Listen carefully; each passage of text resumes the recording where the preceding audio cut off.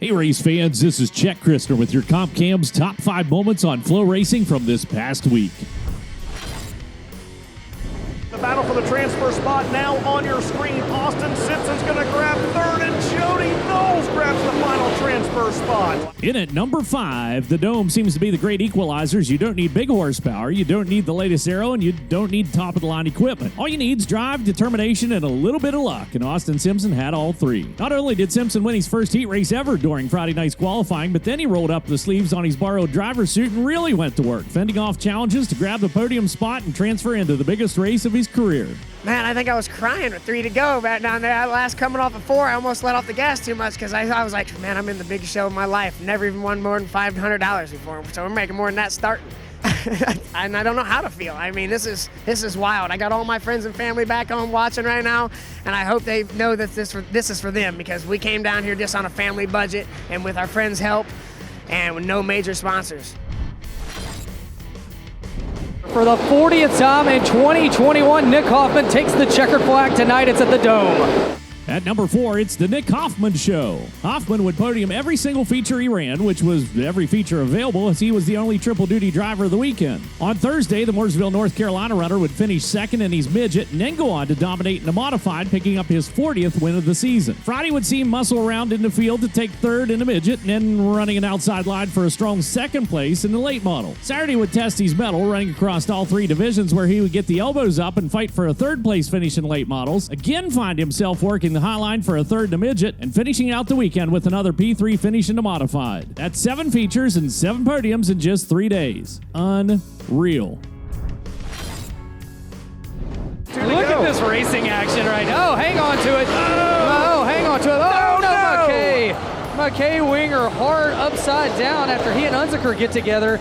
Our number 3 is a tumultuous tumble and late model action during Friday heat race number 3. Mckay Wenger is locked in a 3-car tussle when contact sends him slideways when the car takes a dig, and up, and away goes Wenger. Fortunately, Mckay was A-OK.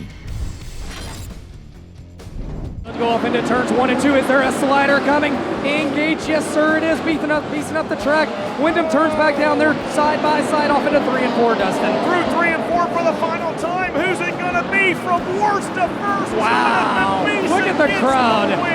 And it's Beeson season for our number 2 as Jonathan Beeson sweeps the weekend in the midgets. The Thursday and Friday preliminary features went off without the proverbial hitch as Jonathan tossed it up onto top shelf and blazed his way around Hoffman to pick up Thursday's feature, and then put it on a point and powered off to Friday's feature. Jonathan again quickly found himself up front during Saturday's feature event, but then things went awry. Working the wall and lap traffic, Beeson caught a slower bab, touched tires, and parked his car on Terry's shoulder. Terry was okay, and Jonathan was regulated to the back of the field with 18 laps to go. At that point, fans threw their hands in the air and collectively agreed he wasn't winning this one. Beeson, on the other hand, never got the memo, and he went into beast mode. He was the hot knife, the field was butter, and when the slick and smooth technique quit yielding results, Beeson simply gritted his teeth and started ricocheting around the arena like a man possessed to pick up the third and final midget feature in the Dome. As a side note, I love how his victory lane celebrations ramped up across the weekend as well. We were all right there with you, Jonathan. Stellar job.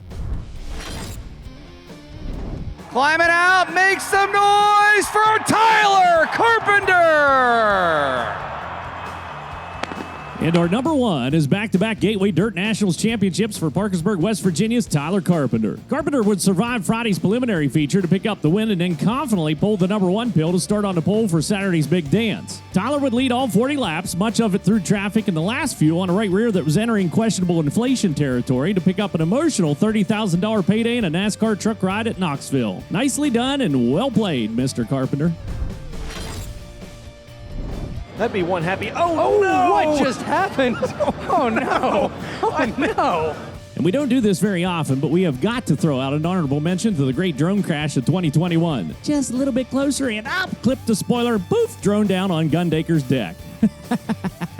Seriously though, tip of the cap to the drone pilots. If I'd been one at the helm, we'd have had drones lodged in the fence, rafters, and probably somebody's hair. Not mine. I'm telling you, dome racing, folks, there's nothing like it. It's like racing in the winter.